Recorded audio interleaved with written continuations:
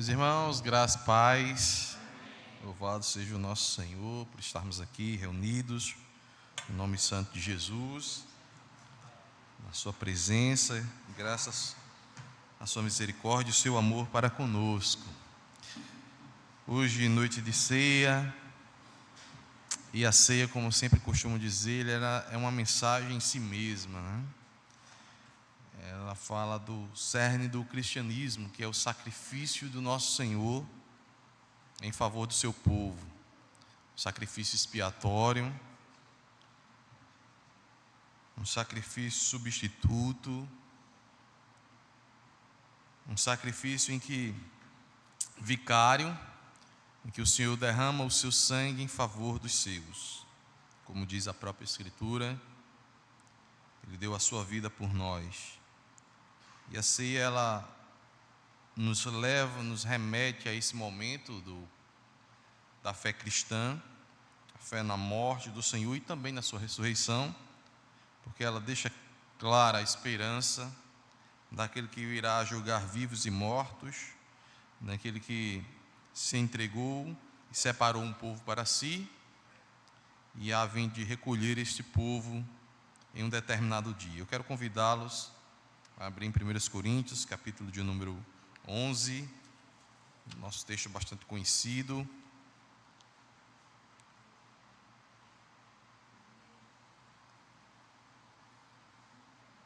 A partir do versículo de número 23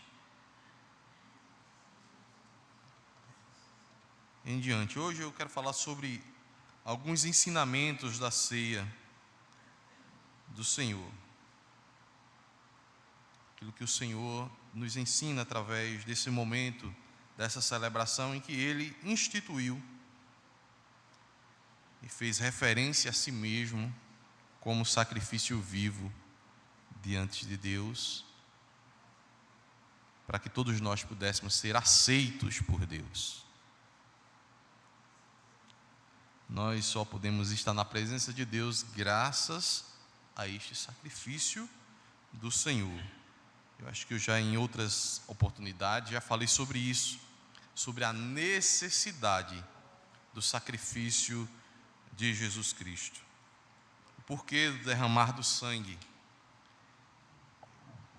Mas hoje a gente vai abordar em outra direção. Vamos falar sobre, trazer aqui algumas lições ou alguns ensinamentos para as nossas vidas.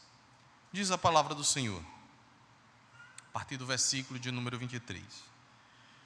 Porque eu recebi do Senhor o que também vos entreguei, que o Senhor Jesus, na noite em que foi traído, tomou o pão, e tendo dado graças, o partiu e disse: isto é o meu corpo que é dado por vós, fazei isto em memória de mim.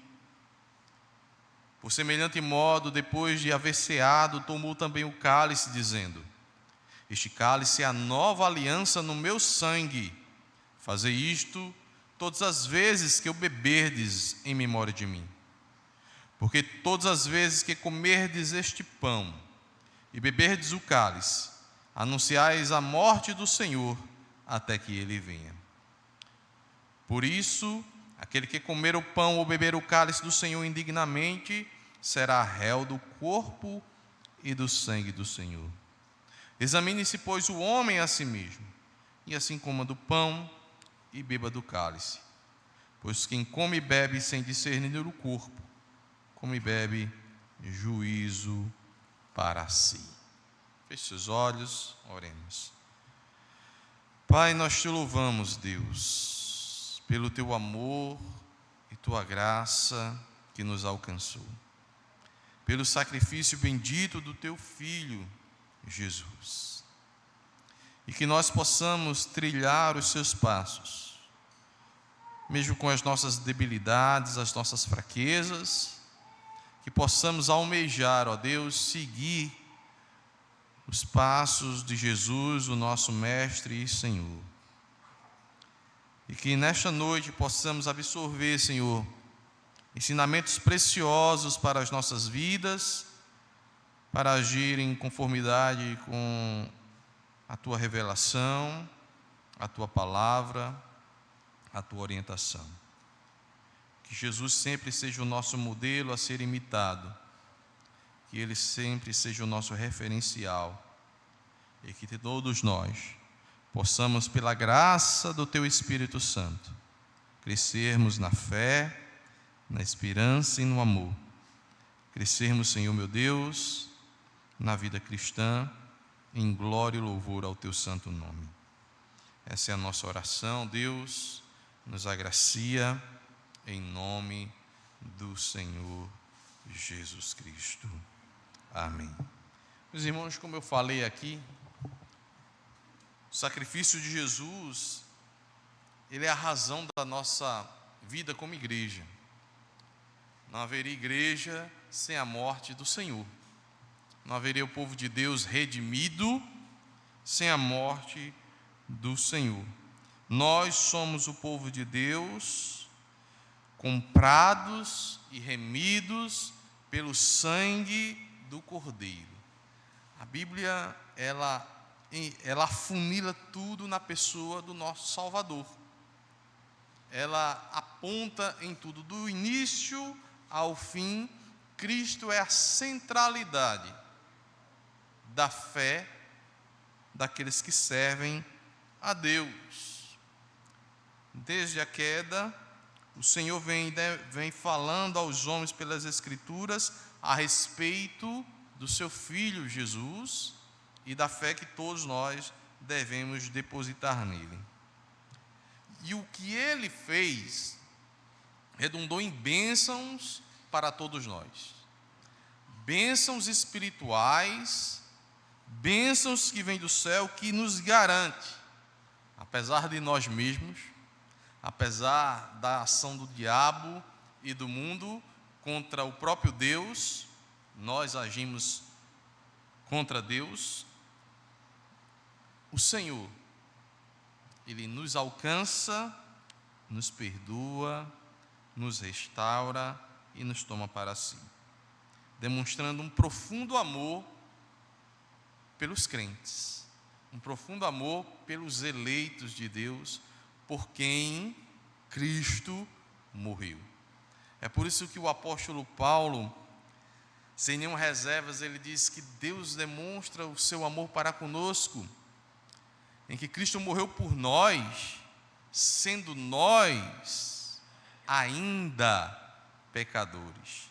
E esse ainda pecadores, ele está dizendo aqueles que estão separados de Deus, estão rebeldes contra Deus, inimigos de Deus. Não que nós ainda não tropecemos em pecado e em erro, mas é no sentido de sermos rebeldes, completamente apartados de Deus. E Deus vai lá e nos traz para si, sendo nós inimigos dele. Ele nos ama e nos atrai para o seu amor, para os seus braços, através de Jesus, e ele prova isso no sacrifício do Senhor. João 3,16, ele claramente diz que Deus amou o mundo de tal maneira. E que tal maneira foi essa? Que deu o seu Filho unigênito, ou seja, em sacrifício. Então, o cristianismo está centrado na pessoa do Senhor Jesus e na sua obra, no que Ele fez por nós. Dito isso, tendo Jesus como aquele que nos resgata e nos chama para si, para a presença de Deus, nós aprendemos algumas lições através desse sacrifício e da celebração da ceia, em que aponta para o nosso Cristo. E quais são essas lições? A primeira delas, meus irmãos, ou eu vou trazer duas delas, e vou falar de uma, porque uma foi falada pela manhã, bastante, eu vou só pincelar. Ele nos ensina a humildade e o serviço. Cristo nos ensina, com a celebração da ceia, apontando para o seu sacrifício, o serviço que ele presta a Deus no altar. E esse serviço é o sacrifício. Ele se oferece, ele se entrega. Todo o seu sofrimento e morte é um serviço a Deus para redimir e para resgatar o povo de Deus. O serviço de Jesus é um serviço sacrificial. Ele se sacrifica por cada um de nós. Então, veja o modelo ou o exemplo que o Senhor nos chama ou nos mostra de serviço.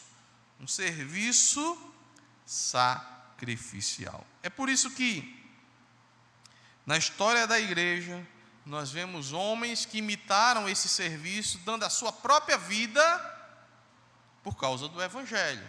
Porque eles observaram no modelo que é Jesus, que o sacrifício não tem medida e pode custar, inclusive, a própria vida. E Jesus não se omitiu nisso. O seu serviço foi sacrificial. E essa humildade de Cristo envolvida nesse sacrifício, e nessa celebração, nesse exemplo dado, a Bíblia diz que, sendo Ele Deus, em forma de Deus, Ele se humilhou para morrer uma morte que era extremamente escandalosa, humilhante, a morte de cruz. Está lá, escrito em Filipenses. Portanto, meus irmãos, uma vida cristã que tem Jesus como seu modelo e aquele que demonstrou essa humildade, humilhação e serviço,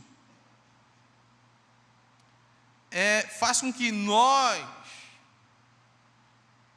tenhamos que olhar para nós mesmos e colocarmos à prova como tem sido a nossa vida em serviço. Hoje foi falado sobre a humildade pela manhã, um dos pontos que o pastor Samuel eu vejo que a mensagem parece estar, Deus está querendo falar alguma coisa a respeito disso, porque eu e o pastor Samuel não combinamos sobre isso, e o assunto aqui fala sobre isso, a humildade no servir, e o modelo de Jesus é de humildade. Nessa celebração da ceia, se os irmãos forem ao Evangelho de João, Jesus, quando está lá, naquele momento, tem um momento do lava-pés. Então, Jesus chega, toma a toalha e começa a lavar os pés dos seus discípulos. Aquilo era um serviço tão humilhante que quem fazia esse tipo de serviço eram pessoas escravas. Então você chegava na casa de um anfitrião, alguém que fosse receber para uma refeição, lá tinha uma pessoa e água para lavar os pés, porque como era muita caminhada, sujava os pés, sentava à mesa com os pés cruzados assim, no alimento. Naquela época já tinha uma mesinha, mas a cultura judaica antigamente era forrado uma coisa assim no chão, mas era muito próximo ao chão, então as pessoas, era uma questão de higiene, sentar daquela maneira. E, enfim, e era um serviçal escravo que fazia isso. A coisa é tão humilhante que Jesus, sendo mestre, os discípulos estando ali, Pedro se recusa a que ele lave os seus pés, porque ele acha que aquilo não é serviço para o mestre. Mas Jesus estava deixando um exemplo de como deve ser a nossa forma de servir, a nossa forma de atuar. Não há no meio da igreja serviço menor ou maior. Há tipos de serviço, há formas de servir a Deus e servir ao nosso irmão. Às vezes nós queremos um destaque dos homens, o holofote, queremos que as pessoas nos notem e esquecemos que servimos a Deus e aos nossos irmãos, e o serviço, ele não é uma forma de troca, ele é um doar-se em sacrifício. Lá em casa, a minha mulher fica ensinando a mim e aos nossos filhos, né? Servir. É um ato de amor, né? É um ato de amor. Então a gente precisa entender isso, irmãos.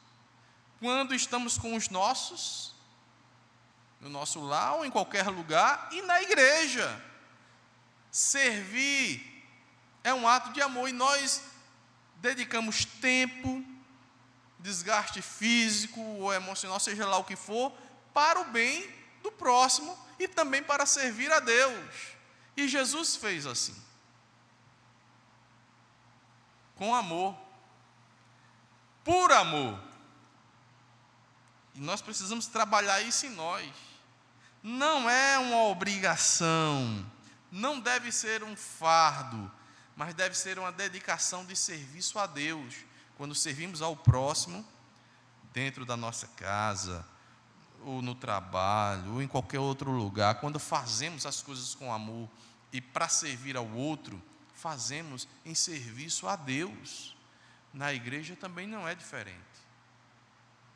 Tudo aquilo que a gente faz é um serviço a Deus.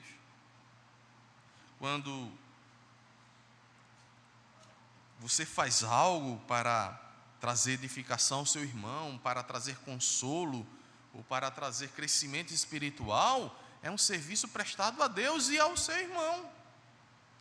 E isso deve ser feito, mesmo que custe algo. Custe o seu tempo, custe os seus recursos, custe seja lá o que for. Quando nós enviamos missionários ao mundo para pregar o Evangelho e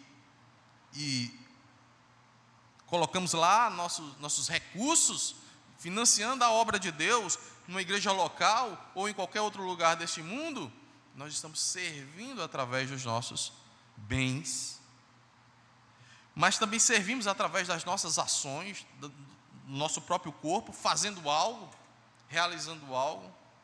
Então, o modelo de Jesus é um modelo que nos convida, porque Ele fez isso por nós, e fez isso de uma maneira humilde, sendo um mestre, mas mostrando como nós devemos ser, não superior aos outros, mas com o coração de servir e não de ser servido. É óbvio que nós servindo uns aos outros, você vai ser servido, mas a sua intenção sempre será servir. E por consequência, como vivemos em comunidade e vivemos nessa busca de servir uns aos outros, nós vamos ser servidos também, óbvio.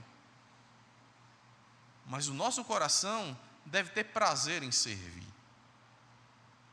em se dedicar às coisas de Deus, em fazer as coisas de Deus, em gastar o nosso tempo e em realizar coisas que o nome do Senhor seja glorificado. Isso vai nos custar algo.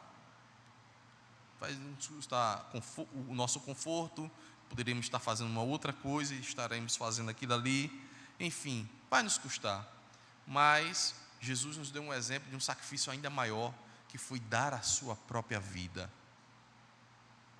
entregar a sua vida. E a gente não está fazendo nem isso, né? Não chegamos a esse ponto. Muitos dos nossos irmãos chegaram, mas nas coisas simples do dia a dia, muitas vezes nós nos omitimos e não encaramos essa realidade como um serviço a Deus e ao próximo, estamos servindo também ao Senhor. Então, a lição que o Senhor nos traz na ceia é que a humildade e o serviço devem estar ali presente no meio do seu povo. Ele tomou ali a toalha e lavou os pés de cada um dos discípulos e ensinou a eles que eles deveriam agir assim uns com os outros. Servir, serem humildes, se colocarem nessa posição de que aquele que o mestre deixou como exemplo, né, de serviço, servir. O Senhor nos serviu com a sua própria vida, nos dando a bênção da salvação, meus irmãos. Esse é um grande exemplo. Viver o Evangelho é servir e ser humilde de coração. E nós precisamos trabalhar isso em nós. Segundo ensinamento que a ceia nos traz é o perdão. Ter uma vida que, na vida terrena, no drama humano, a gente sabe que o mundo e a vida no mundo, ela nos traz muitos problemas e muitos transtornos. E as pessoas nos ferem constantemente. Nos ferem com palavras, nos ferem com atos, nos ferem de alguma forma. E a gente precisa aprender a perdoar. Jesus, ele nos ensinou isso através da oração. Na própria oração que ele nos deixou como modelo, ele nos ensina essa questão de perdão. Na sua morte, ele nos traz essa reconciliação e esse perdão de Deus. Ele mostra que Deus está disposto a nos perdoar. Nós ofendemos a Deus constantemente. O pecado é uma ofensa grave ao Senhor.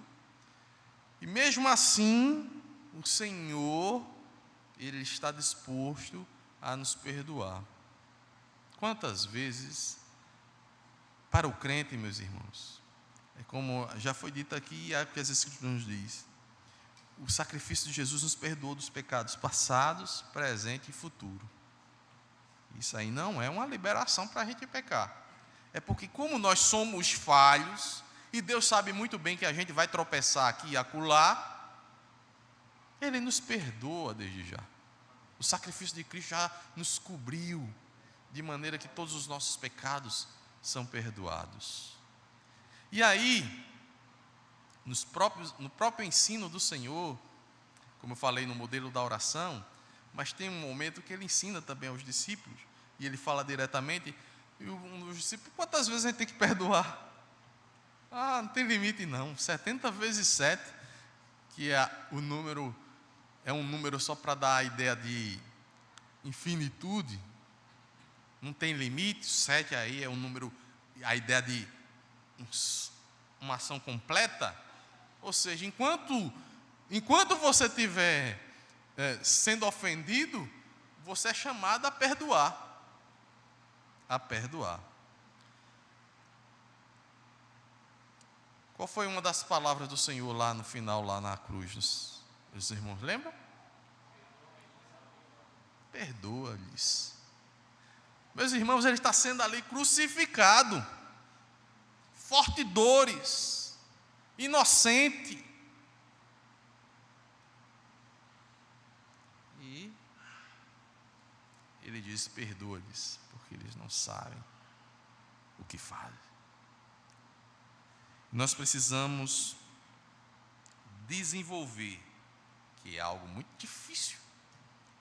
Pecado, a carne não deixa, é algo muito difícil. A liberalidade do perdão. A graça que nos alcançou e a misericórdia de Deus que nos alcançou, ela também deve produzir em nós graça e misericórdia para com outras pessoas. E o perdão está aí. Agir com graça. Não devolver na mesma moeda. Nesse o ensinamento, se alguém bater na tua face, dá-lhe à esquerda, é a ideia ali, não é que você seja, olha, se entregue para ser espancado, não. A ideia é, não devolva na mesma moeda. Se for necessário, eu apanhe de novo, ou seja, sofra o dano, mas não devolva na mesma moeda. É muito difícil, meus irmãos. E na vida em comunidade, na vida de igreja, na vida cristã, a gente tem que saber perdoar os nossos irmãos. perdoar uns aos outros, porque acontece coisas que no nosso meio, inclusive, que não nos agrada, que às vezes até nos fere. E a gente precisa desenvolver, pela graça de Deus, a demonstrar misericórdia e graça. Misericórdia e graça. A ceia nos ensina o grande perdão de Deus e também Jesus como modelo daquele perdoador, daquele a quem que perdoa, para que nós também sejamos pessoas que liberam perdão. Fala sobre isso, mas o perdão ajuda a nós mesmos que somos ofendidos também, né? Terceiro e último lugar, para nós encerrarmos e passarmos para o pastor para dar continuidade a essa celebração da ceia do Senhor. A ceia do Senhor, ela nos ensina o caminho da unidade. Meus irmãos, Jesus disse que nós somos um com Ele. A gente sabe e dizemos aqui que Jesus morreu em nosso lugar. Ele morreu particularmente por cada um de nós. Mas Ele não morreu apenas por um de nós. Ele morreu por mim, Walter, mas Ele morreu pelo pastor Eudes também. Não foi só por mim. Então a sua morte, embora ela nos alcance particularmente, e ele olhou para mim particularmente e disse: você é meu, mas Ele olhou para outras pessoas também e disse a mesma coisa, e fez com que essas pessoas fizessem parte de um só corpo.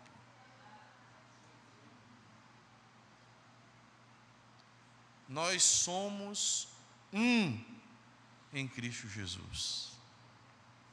Então a ceia, ela nos convida à unidade. Nós não podemos permitir que a unidade do povo de Deus seja quebrada. Nós somos chamados à unidade através do amor de Cristo. E nós devemos assim também agir e nutrir amor uns para com os outros, preservando a unidade da igreja. O salmista já cantava, né? Ó, quão bom e quão suave é que os irmãos vivam em união. É algo precioso para Deus, meus irmãos, a nossa unidade. Quando começou a ter umas disputas entre os discípulos, Jesus sempre intervinha para ajudá-los, né? A entender o propósito deles, do que eles eram. Quando a Bíblia ela fala de nós, da igreja, ela usa a figura do corpo e de Cristo como cabeça. É uma unidade, é o corpo que se desenvolve em diversos membros, falando dos dons, né? Mas é um corpo, é um único corpo, em que tem Cristo ligado a este corpo como cabeça. É uma unidade. Então o sacrifício do Senhor, Ele nos chama a lutarmos, custe o que custar, pela unidade e comunhão do povo de Deus. Nós não fomos chamados para dividir, para a rebelião, para a confusão, para a disputa, para a discórdia. Isso pode acontecer por causa dos nossos pecados, mas nós devemos nos arrepender e nos corrigir para buscarmos a unidade. Como eu já falei, com o perdão, com o amor, com a humildade de se humilhar, com o serviço. Tudo isso, irmãos, contribuindo para que o nome de Deus seja glorificado e o seu sacrifício possa ter valido a pena para todos nós, para o povo de Deus. Então depende de você, que a gente sempre acha que é o outro que tem que fazer, mas depende de você, a responsabilidade é individual, é de cada um. cada um de nós é responsável para preservar a unidade do povo de Deus, a unidade da igreja. Devemos evitar o escândalo e lutar contra o escândalo. Devemos respeitar o próximo, o nosso irmão, amá-lo. Devemos tratá-lo bem. Devemos fazer tudo o que for necessário para que a unidade do povo de Deus prevaleça. O único que tem interesse de destruir a unidade da igreja é o diabo. E a gente não pode ser o agente do diabo, como foi Judas no momento da ceia, né? Foi aquele que se levantou e que foi trair a Jesus. Então, meus irmãos, a ceia é um convite a lutarmos pela unidade, porque o preço foi alto, foi muito caro para que nós fôssemos um só corpo. Foi muito caro. Foi a morte de Jesus Cristo. Ele morreu para nos fazer um. E ele disse isso também no Evangelho de João, que nós somos um com ele. E nós devemos demonstrar essa unidade através do amor de uns para com os outros, preservando e lutando por essa unidade. Então, engula sapo se for necessário e leve isso como um aprendizado e leveza para preservar e para fazer aquilo que é a vontade de Deus. Faça valer o seu chamado. Nós fomos chamados por Deus para fazer parte do seu povo. E aqui está a unidade, a mesa do Senhor. Todos nós somos convidados a sentar na mesma mesa. A ceia, irmãos. Nós sentamos a essa comunhão. Sentamos na mesma refeição. Comer com alguém é manter comunhão. Era esse sentido no Oriente Médio. Sentar à mesa era um sinônimo de comunhão e de mantermos essa unidade. E nós estamos aqui celebrando a mesa do Senhor. E todos nós somos chamados a sentarmos a essa mesa. Ou seja, a estarmos em comunhão. Comunhão do Senhor. Que Deus possa nos ajudar a levarmos esses ensinamentos da mesa do Senhor, do sacrifício do Senhor, da ceia do Senhor, para a nossa vida diária como crentes em Cristo Jesus. Que o Senhor nos ajude, em nome do Senhor Jesus. Pastor Eudes.